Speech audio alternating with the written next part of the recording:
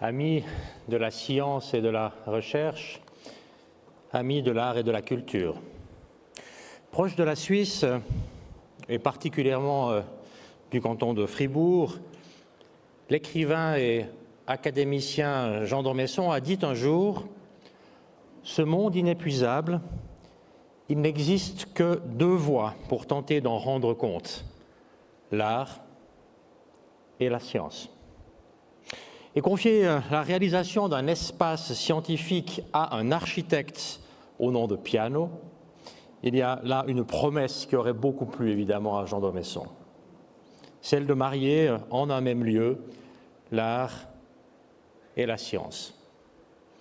Et pénétrer dans un bâtiment du maestro génois, c'est presque toujours la garantie d'être confronté à un univers rempli de mystères.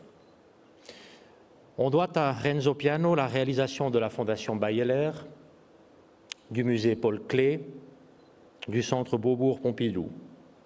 Pour ne citer que ces trois institutions immenses consacrées à l'art moderne et à l'art contemporain, des disciplines dont les secrets, tout comme ceux de la nature, sont à découvrir et que pour cette raison même, les esprits scientifiques sont parfois plus à même d'apprécier. Car oui, mesdames et messieurs, il faut être un géomètre pour comprendre le cubisme.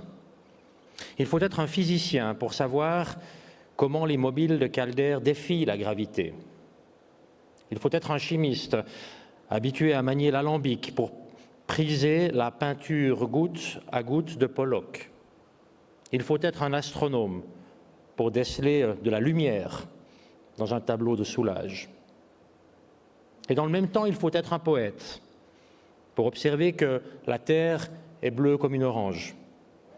Il faut être un peintre pour admirer la beauté des fractales. Il faut être un musicien pour entendre les sons de l'espace à l'origine de toute vie.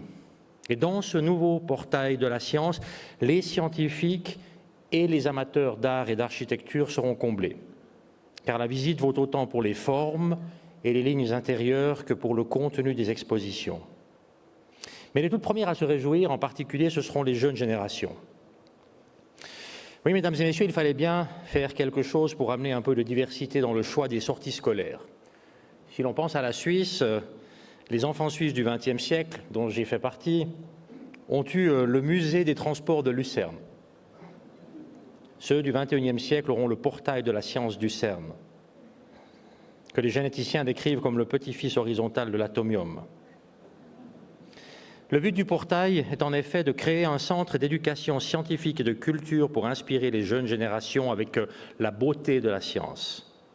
Et en se donnant une mission d'éducation qui fait honneur à sa fonction et à son prestige, le Conseil européen pour la recherche nucléaire devient donc officiellement une HEP, une haute école des particules. Et celle-ci dispensera, le temps d'une visite, une formation accélérée dans le sens du processus d'accélération qui a fait sa renommée loin à la ronde. Bien plus loin, en tout cas, que les 27 kilomètres de circonférence du grand collisionneur, dont une partie du tracé est située sur, ou plutôt sous, le territoire français. Et évidemment, les familiers des diagrammes de Venn conviendront que ce cercle invisible fait du CERN une intersection entre la Suisse, la France et l'Europe, qui symbolise le rattachement à des valeurs communes, non seulement scientifiques, mais également politiques.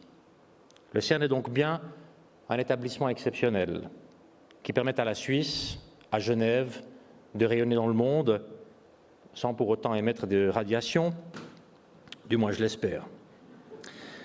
Vous savez, en octobre 2004, il y a maintenant presque une vingtaine d'années, lors des 50 ans du CERN, mon prédécesseur et compatriote fribourgeois Joseph Deiss avait rencontré ici même son homologue français Jacques Chirac pour inaugurer non pas un portail, mais une porte. La porte Charles de Gaulle, qui exemptait les nombreux collaboratrices et collaborateurs de l'obligation de se soumettre au contrôle douanier au moment de pénétrer sur le site. Une exemption dont profite d'ailleurs aussi chaque proton du grand collisionneur. Et je veux dire, passer en un peu moins de 20 ans d'une simple porte à un portail technologique ultramoderne, Cela constitue un perfectionnement des points d'accès du CERN qui témoigne d'une avancée concrète de la science. Et ce fait remarquable devait être signalé. Mesdames et messieurs, j'aimerais terminer, et j'en termine car il va maintenant être temps de découvrir une toute autre science, celle du bricolage. Nous allons en effet procéder dans quelques instants au découpage d'un ruban. Et à propos de découpage de pièces de tissu, j'espère que cela fera plaisir à Renzo Piano, revenir à Paul Klee, qui s'est également illustré dans cette dernière discipline à l'occasion de la création de marionnettes. Et Paul Klee évoquait la science avec l'imagination d'un enfant. La lune est le rêve du soleil, disait-il. Et il disait encore, la couleur est l'endroit où notre cerveau et l'univers se rencontrent. Appréhender la science, c'est entrer dans un monde de mystère et de poésie qui intrigue, qui passionne les jeunes. Et cette passion se retrouve bien souvent à l'origine d'une vocation professionnelle. Et là, cette fois, ce ne sont pas les généticiens qui nous le disent, mais les statisticiens. Puisse ce portail de la science rapidement devenir, plus encore qu'un lieu de visite et de passage, un lieu de transition douce vers le choix d'un métier d'avenir. Vive la science, vive l'art, vive la culture. Merci.